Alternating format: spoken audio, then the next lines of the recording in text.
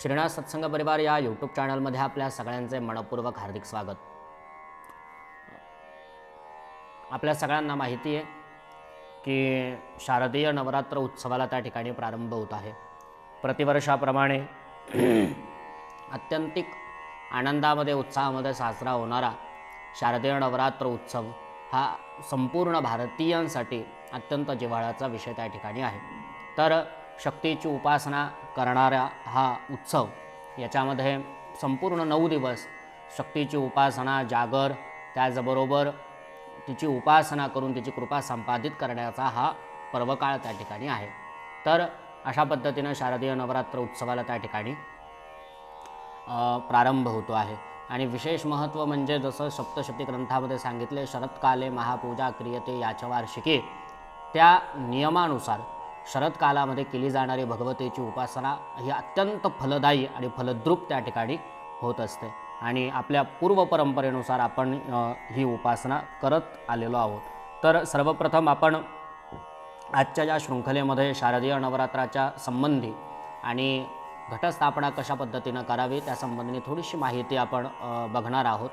तर सर्वप्रथम घटस्थापना जी आहे ती घटस्थापना ह्या वर्षी दिनांक 15 ऑक्टोबर 2023 रोजी त्या ठिकाणी आहे। या रोजी अश्विन शुद्ध प्रतिपदा त्या ठिकाणी आहे, त्या दिवशी घटस्थापना करायची आहे। तर आपल्या सगळ्यांना माहिती आपल्या कुलपरंपरेच्या नुसार घटस्थापना त्या ठिकाणी करायची आहे। बऱ्याच वेळेला घरामध्ये नवरात्र उत्सव सुरू होण्यापूर्वी आधी सगळं आवरसावर झालेले असते। देवांची उपकरणं असतील ती स्वच्छ लखलखीत केलेली असतात, देवघर स्वच्छ केलेलं असतं। त्याचबरोबर सगळं स्वच्छता करून त्या ठिकाणी नवरात्राच्या सुरुवातीला देवांचा अभिषेक पूजा वगैरे करून संकल्प विधिवत करून त्या ठिकाणी देवांची स्थापना आपल्याला करायची असते। आता याच्यामध्ये 2 प्रकार त्या ठिकाणी आहेत। तर सर्वप्रथम सगळ्या देवांचा कुणी पहिल्या दिवशी अभिषेक करून सगळे देव त्या ठिकाणी विड्याच्या पानावर म्हणजेच नागवेलीचं जे पान असतं त्या नागवेलीच्या पानावर प्रत्येक देव ठेवून स्थापना त्या ठिकाणी करतं। त्याचबरोबर कुणी अभिषेक न करता पंचामृत पूजा वगैरे करून देवांची स्थापना करतात आणि नंतर मग महानवमीच्या दिवशी अभिषेक त्या ठिकाणी करतात। तर जे आपल्या पद्धतीनुसार जे आपल्या परंपरेनुसार चालत आलेला आहे तो मार्ग त्या ठिकाणी निवडावा। त्याचबरोबर त्या ठिकाणी नवरात्र उत्सवा महत्त्वाचे विषय म्हणजे सगळ्यात महत्त्वाचा घटस्थापना, दुसरं म्हणजे मालाबंधन, तिसरं नंदादीप आणि चौथं म्हणजे उपवास। ह्या 4 गोष्टींनी युक्त नवरात्र उत्सव त्या ठिकाणी असतो। तर सगळ्यात पहिले म्हणजे घटस्थापना। आता बऱ्याच ठिकाणी घटस्थापना त्या ठिकाणी असते। मातीचा घट असतो तर मातीच्या घटावर त्या ठिकाणी त्याच्यामध्ये नागिलीचे पानं वगैरे लावून त्याच्यावर देवीचा टाक वगैरे ठेवून त्या अशी पूजा त्या ठिकाणी करतात। आणि बऱ्याच ठिकाणी देवघरामध्येच देव स्थापन करून त्या ठिकाणी करतात। काही ठिकाणी घटसुद्धा नसतात, तर ते आपल्या परंपरेनुसार तर अशी घटस्थापना त्या ठिकाणी करावी। त्याचबरोबर बीजारोपण म्हणजे वावरी त्या ठिकाणी आणावी, काळी माती, आणि त्या काळी मातीमध्ये सप्तधान्य त्या ठिकाणी टाकावं आणि बीजारोपण त्या ठिकाणी म्हणजे सप्तधान्य त्यामध्ये पेरावं। त्याचबरोबर तिसरं आहे अखंड नंदादीप। नवरात्र हे अनुष्ठान आहे आणि ह्या अनुष्ठान काळामध्ये अखंड नंदादीप म्हणजे पहिल्या दिवसापर्यंत महानवमी म्हणजे व्रताची पारणं होऊस्तर त्या ठिकाणी अखंड नंदादीप त्या ठिकाणी लावावा। आता त्याला तेल कोणतं वापरावं तर आपल्याकडे सात्विक जे तेल म्हणजे तिळाच्या तेलाचा जास्त महत्त्व त्या ठिकाणी सांगितलेलं आहे। तिळाचं तेल आणि तुपाचा दिवा अशा 2 ठिकाणी 2 दिवे आपण त्या ठिकाणी लावू शकतो। तर देवाच्या उजव्या बाजूला देवाच्या उजव्या हाताला तुपाचा नंदादीप लावावा आणि देवाच्या डाव्या बाजूला तेलाचा नंदादीप लावावा असं शास्त्र आपल्याला सांगतं। तर अशा पद्धतीनं त्या ठिकाणी नंदादीपाचं महत्त्व। आणि त्याचबरोबर उपवास त्या ठिकाणी करावा। तर उपवास 9 दिवस त्या ठिकाणी बऱ्याच ठिकाणी उठता बसता उपवास आहे, कुणाकडे अखंड 9 दिवस त्या ठिकाणी उपवास आहे। आणि मग अखंड उपवास त्या ठिकाणी करून अष्टमीचा उपवास करावा आणि नवमीच्या दिवशी त्याचं पारणं त्या ठिकाणी पारणं असतं किंवा पारणं त्या ठिकाणी करावं।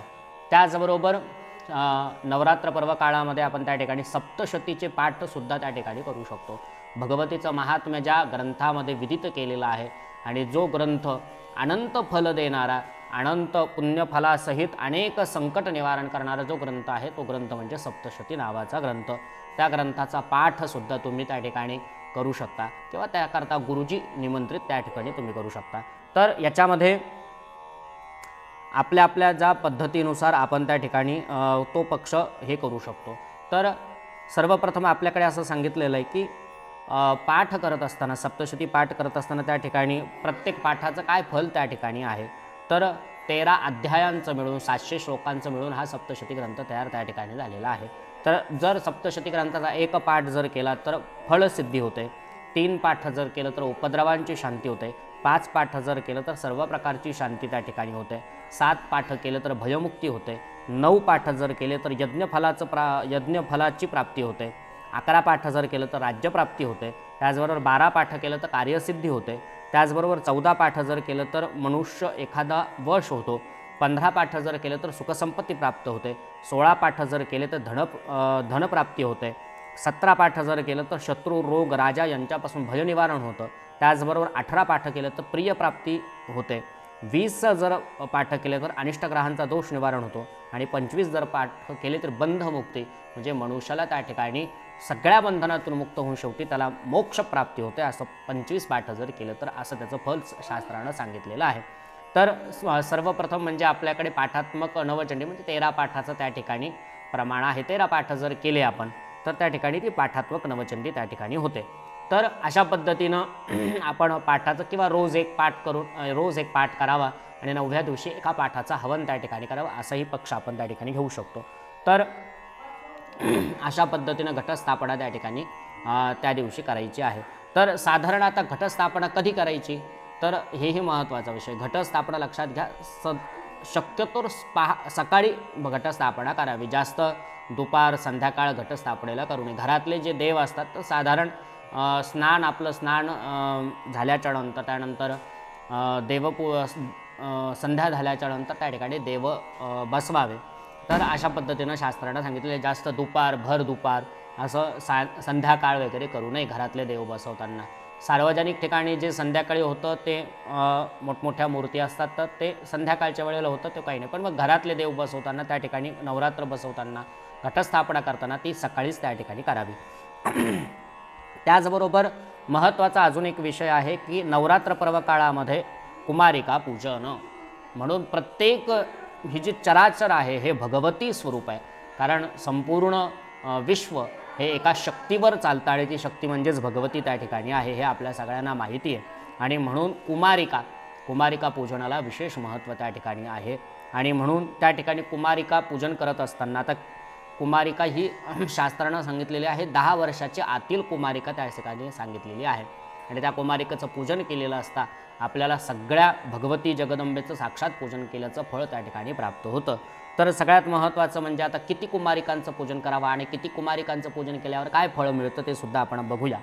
तर एका कुमारिकाचं जर पूजन केलं तर ऐश्वर्य प्राप्ती होते, 2 कुमारिकांचं पूजन जर केलं तर भोग आणि मोक्ष यांची प्राप्ती होते, 3 कुमारिकांचं पूजन जर केलं तर धर्म अर्थ काम यांची प्राप्ती होते, 4 कुमारिकांचं पूजन केलं तर राज्यपदाची प्राप्ती होते, 5 कुमारिकांचं पूजन केलं तर विद्येची प्राप्ती होते, 6 कुमारिकांचं जर पूजन केलं तर षटकर्म सिद्धी होतात, 7 कुमारिकांचं पूजन जर केलं तर राज्यप्राप्ती होते, 8 कुमारिकांचं जर पूजन केलं तर संपत्ती प्राप्त होते, आणि 9 कुमारिकांचं जर पूजन केलं तर त्या ठिकाणी सगळ्या प्रकारची सुख, ऐहिक आणि पारलौकिक सुख त्याला प्राप्त होतात, असं आपल्याला शास्त्रानं त्या ठिकाणी सांगितलेलं आहे. तर नाही एवढं मिळालं तर निदान रोज एका कुमारिकाचं पूजन करावं, नाही रोज मिळालं तर निदान अष्टमीच्या दिवशी आणि नवमीच्या दिवशी, ज्या दिवशी आपल्या घरी कुलाचार असतो त्या दिवशी पूजन त्या ठिकाणी करावं. अजून एक पक्ष याच्यामध्ये त्या ठिकाणी आहे, तर नवमीच्या दिवशी त्या ठिकाणी कुलाचार, बऱ्याच देवीचा कुलाचार हा नवमीच्या दिवशी असतो, आणि ज्यांच्याकडे त्या ठिकाणी कुलदैवत बालाजी आहे तर अशांच्या तिथे जो कुलाचार आहे तो दशमीच्या दिवशी आहे, दशमीच्या दिवशी त्या ठिकाणी होतो. आणि म्हणून अशा पद्धतीनं आपण सगळा पक्ष त्या ठिकाणी घ्यायचा आहे. त्याचबरोबर करत असताना त्याच्यात दोन्हीमध्ये त्या ठिकाणी जसं आपल्या कुलपरंपरेनुसार चालत आलेलं आहे, आपली जी कुलदैवता आहे त्या कुलदेवतेला अनुषंगून नवरात्रामध्ये तिचे अनन्य साधारण होऊन त्या ठिकाणी सेवा करायची आहे. त्याचबरोबर सकाळ आणि संध्याकाळ तिची आरती त्या ठिकाणी करायची आहे. त्याचबरोबर तिची कृपा संपादित होण्याकरता दुर्गा स्तोत्र असेल, देवी महात्म्य असेल, त्याचा तो पाठ करायचा आहे. त्याचबरोबर अखंड जगदंब जगदंब जप त्या ठिकाणी करायचा आहे. आणि जे जे काही शक्य होईल, देवीला जे जे काही शक्य होईल ते त्या ठिकाणी आपण तिला उपचार अर्पण करून तिची सेवा करण्याचा प्रयत्न त्या ठिकाणी करायचा आहे. तर आपल्याला त्याचबरोबर अजून एक महत्त्वाचा जो प्रश्न आहे, आता घटस्थापना असा उच्च निर्णय तो कसा सांगितलेला आहे, तर अनेक धर्मग्रंथात आणि पंचांगातसुद्धा तो निर्णय त्या ठिकाणी दिलेला असतो. तर जर समजा आपलं सुतक जर आपल्याला पडलेलं असेल तर कसा निर्णय त्या ठिकाणी घ्यावा. जर समजा नवरात्र सुरुवात होण्यापूर्वी जर आपल्याला सुतक पडलेलं असेल तर आणि नवरात्राच्या 2-4 दिवसानंतर जर सुतक आपलं पूर्ण होत असेल तर आपण पंचरात्रोत्सव म्हणजे 5 दिवसाचा नवरात्रोत्सव करू शकतो किंवा 7 दिवसाचा नवरात्रोत्सव करू शकतो किंवा 1 दिवसाचा नवरात्रोत्सव त्या ठिकाणी करू शकतो जर संपत असेल तर. जर समजा आपण नवरात्र बसवले आणि आपल्याला जर सुतक पडलेलं असेल आणि ते जर लांबचं असेल, म्हणजे लांबचं म्हणजे भाऊबंदातलं जर असेल, तर अशा वेळेला आपल्या घरातला जो अविवाहित मुलगा म्हणजे ब्रह्मचारी जो मुलगा आहे किंवा कुमारिका आहे त्यांच्या हस्ते त्या ठिकाणी ती पूजा करून घ्यायची आहे आणि शेवटच्या दिवशी फक्त दुधाचा नैवेद्य दाखवायचा आहे, असं त्या ठिकाणी करायचं आहे.